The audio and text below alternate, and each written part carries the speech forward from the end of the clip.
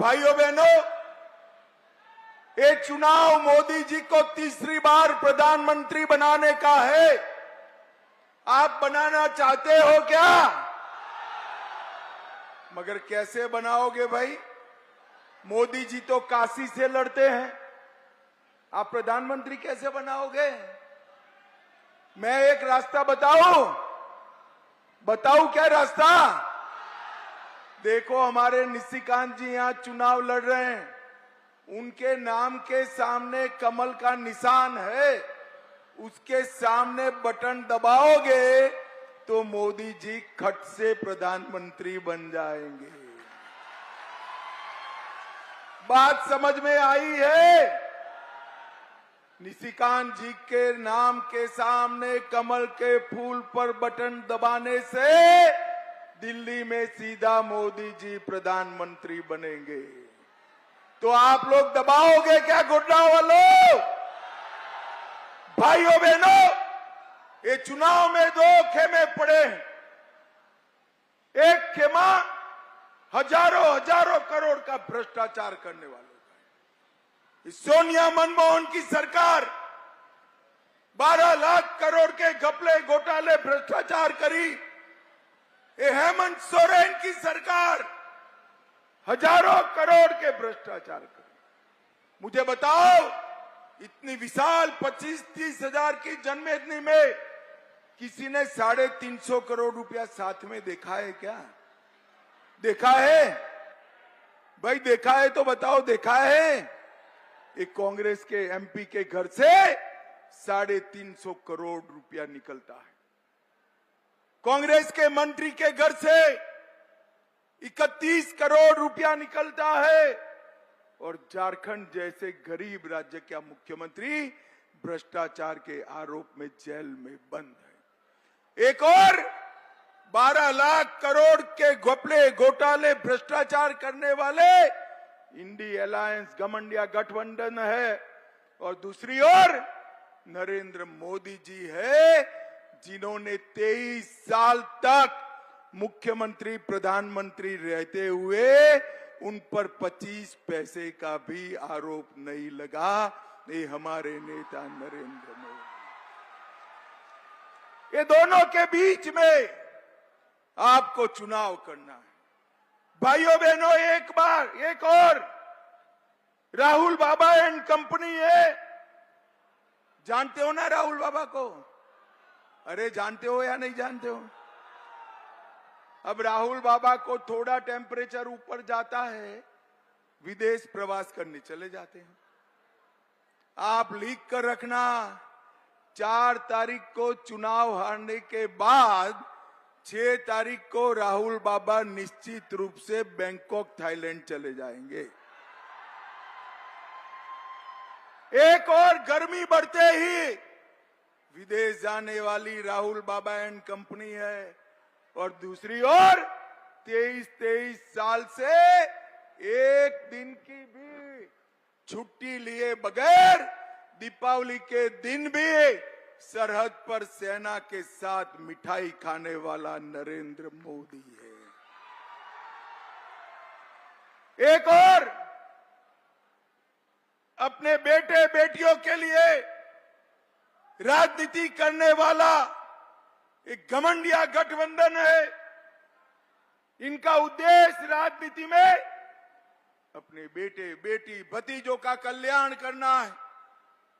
मैं आपको बताना चाहता हूं, लालू यादव जी का उद्देश्य बेटे को मुख्यमंत्री बनाना। उद्धव ठाकरे, आदित्य ठाकरे को मुख्यमंत्री बनाना चाहते हैं। शरद पवार अपनी बेटी को मुख्यमंत्री बनाना चाहते हैं। ममता दीदी अपने भतीजे को मुख्यमंत्री बनाना चाहती है। स्टालिन अपने बेटे को बनाना चाहते हैं। और सोनिया गांधी अपने बेटे राहुल गांधी को प्रधानमंत्री बनाना चाहते हैं। भाइयों बहनों, जो अपने बेटे बेटी भतीजों के लिए काम करता हो, वो गोड्डा के गरीब आदिवासियों का, पिछड़े वर्ग का, दलितों का कल्याण कर सकता है क्या? जरा जोर से बोलो, कर सकता है? आपका कल्याण केवल और केवल नरेंद्र मोदी कर सकते हैं। ये 130 करोड़ भारतीय ही नरेंद्र मोदी के बेटे बेटी परिवार है। भाइयों बहनों, ये चुनाव मोदी जी को तीसरी बार प्रधानमंत्री बनाने का चुनाव। आज मैं आपको पूछने आया हूं, गोड्डा वालों, ये पाक ऑक्यूपाई कश्मीर हमारा है या नहीं है? जोर से बोलो, है या नहीं है? ये कांग्रेस पार्टी के नेता हमें डरा रहे हैं कि पाकिस्तान के पास एटम बम है, पाक ऑक्यूपाई कश्मीर मत मांगो। मणिशंकर अय्यर डरा रहे हैं। मैं आज इस भूमि पर से, बाबा की भूमि पर से जवाब देने आया हूं। राहुल बाबा, हम भारतीय जनता पार्टी वाले हैं, एटम बम से नहीं डरते। आज मैं बाबा विश्वनाथ की धरती पर कहकर जाता हूं, पाक ऑक्यूपाई कश्मीर भारत का है, रहेगा और हम उसको लेकर रहेंगे, हमें कोई नहीं रोक सकता। भाइयों बहनों, 70 साल तक ये कांग्रेस पार्टी धारा 370 को संजो कर रखी। आपने दूसरी बार नरेंद्र मोदी जी को प्रधानमंत्री बनाया।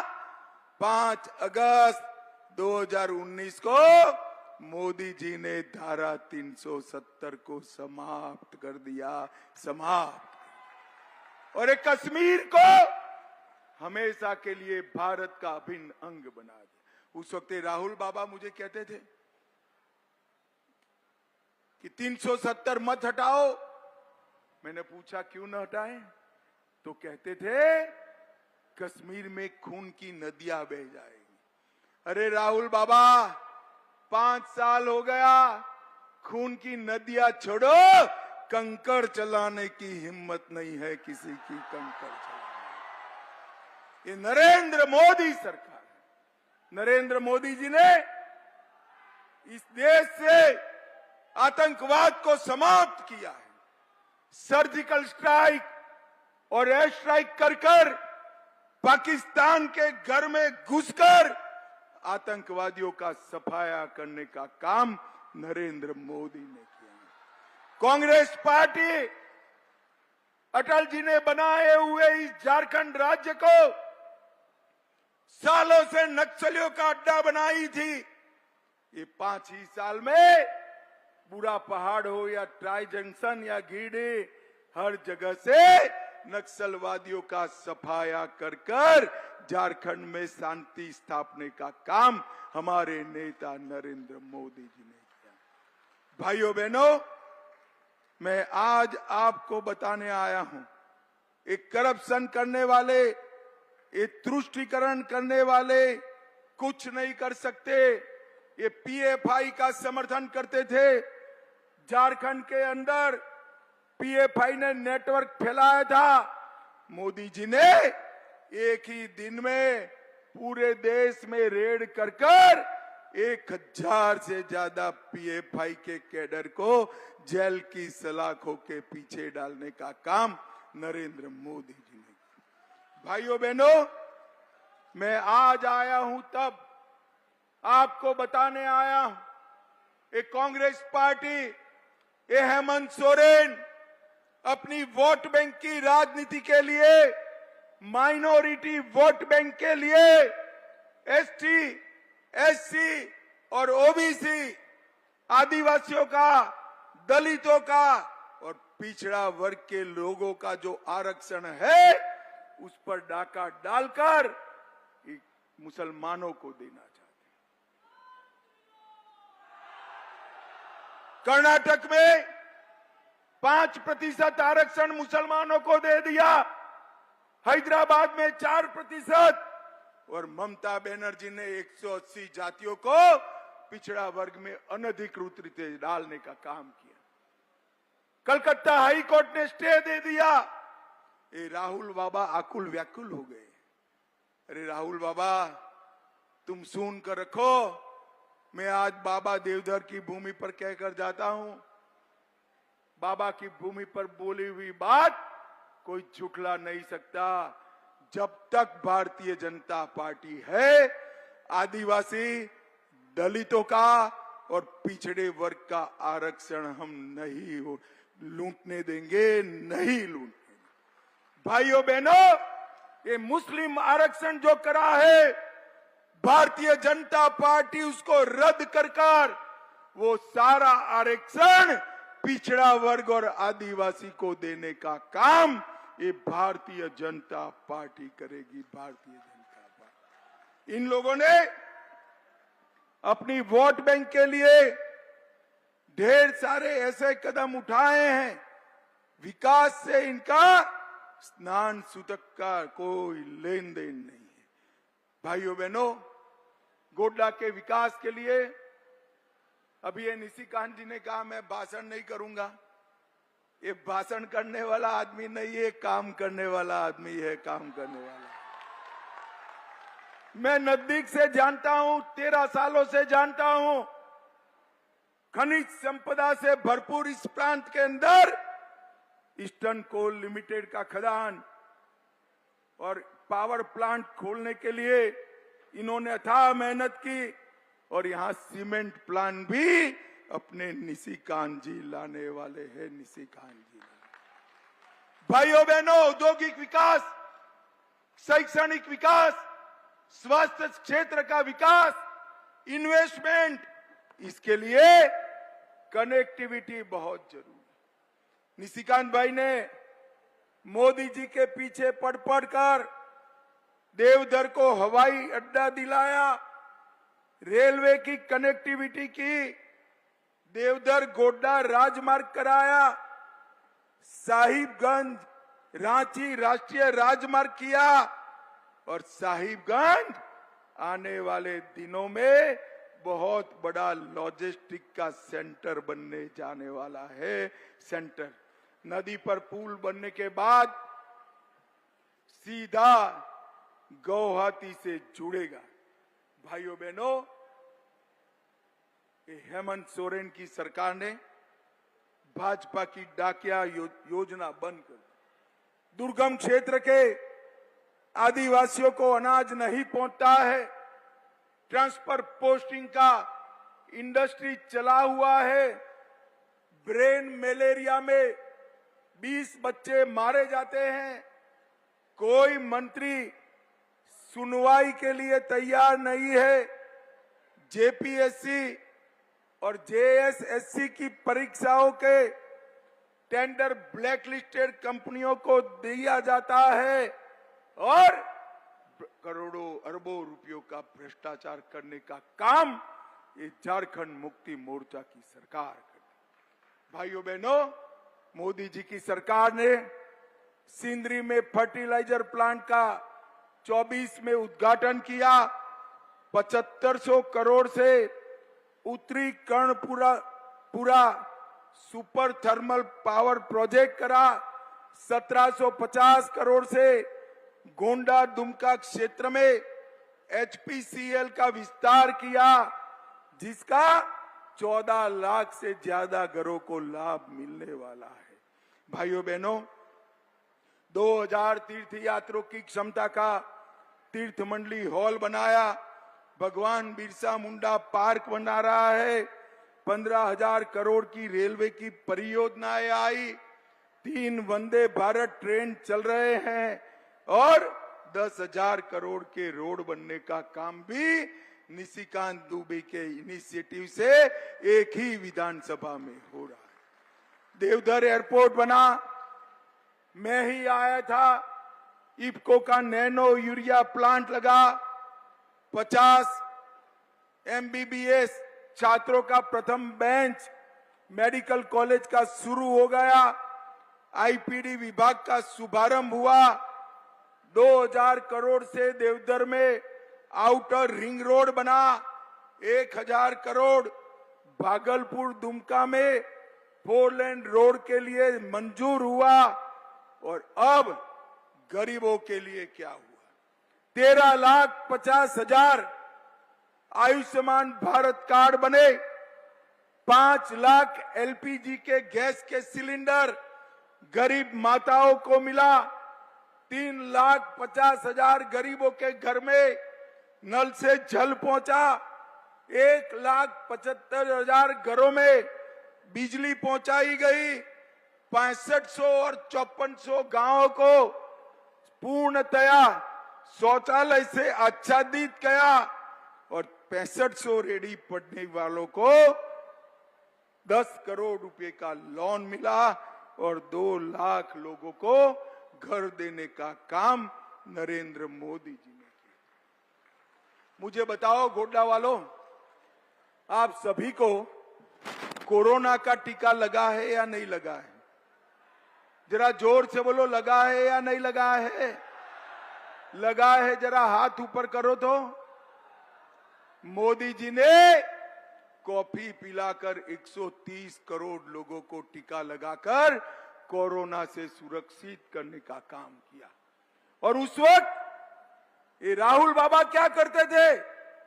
वो कहते थे ये मोदी टीका है, मत लीजियो, लोगे तो बीमार पड़ जाओ। अच्छा है, गोंडा वालों ने सुना नहीं, सब लोगों ने टीका लगा दिया, आप बच गए। मगर जब राहुल बाबा ने देखा पूरे देश ने टीका लगा दिया, रात को अपने बहन प्रियंका जी को लेकर वो भी चुपचाप टीका लगाए। अरे भाइयों बहनों, राहुल बाबा को शर्म आनी चाहिए। कोरोना जैसी महामारी में इस प्रकार का आप ओछी राजनीति करते हो, लोगों की जान के साथ खिलवाड़ करते हो। भाइयों बहनों, उनके पास ना नेता है, ना नीयत है, ना नीति। मुझे बताओ, अगर ये गठबंधन गठबंधन को बहुमत मिलता है तो देश का प्रधानमंत्री कौन बनेगा? कोई है? कोई है? चलो मैं एक एक कर पूछता हूं। ये लालू जी बन सकते हैं क्या? जोर से बोलना भाई, बन सकते हैं क्या? ममता दीदी बन सकती है? उद्धव ठाकरे, शरद पवार जी, स्टालिन जी। और देखो अब हंसना मत, हाँ, जरा भी मत हंसना। राहुल बाबा बन सकते हैं क्या? अरे क्यों हंस रहे हो भाई? हंसना नहीं चाहिए। राहुल बाबा बन सकते हैं क्या? जब उनको पूछा कि आपका प्रधानमंत्री कौन है, तो कहा 5 साल हम बारी बारी बनेंगे। अरे गोड्डा वालों, ये परचूरन की दुकान नहीं है, 130 करोड़ का महान भारत है। यहाँ एक मजबूत नेतृत्व चाहिए। जो एकमात्र नेता है वो नरेंद्र मोदी है, नरेंद्र मोदी।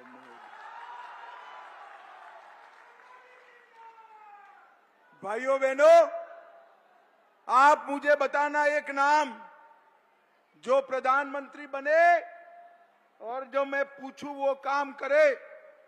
पाकिस्तान को मुंह तोड़ जवाब कौन दे सकता है? जोर से बोलो, कौन दे सकता है? देश को कोरोना से कौन बचा सकता है? देश को आतंकवाद मुक्त कौन कर सकता है? देश को नक्सल से मुक्त कौन कर सकता है? और देश को G20 कर दुनिया में यश कौन दिला सकता है? चंद्रमा पर चंद्रयान कौन पहुंचा सकता है?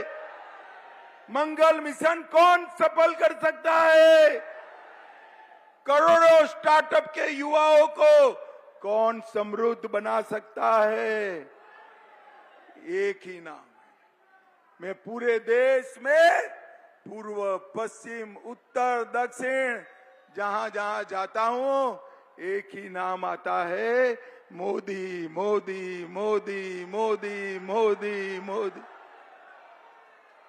और भाइयों बहनों, आज मैं आपको बताकर जाता हूं, ये मोदी मोदी का नारा इस बार भारत को पूर्ण विकसित भारत बनाने का काम करने वाला है।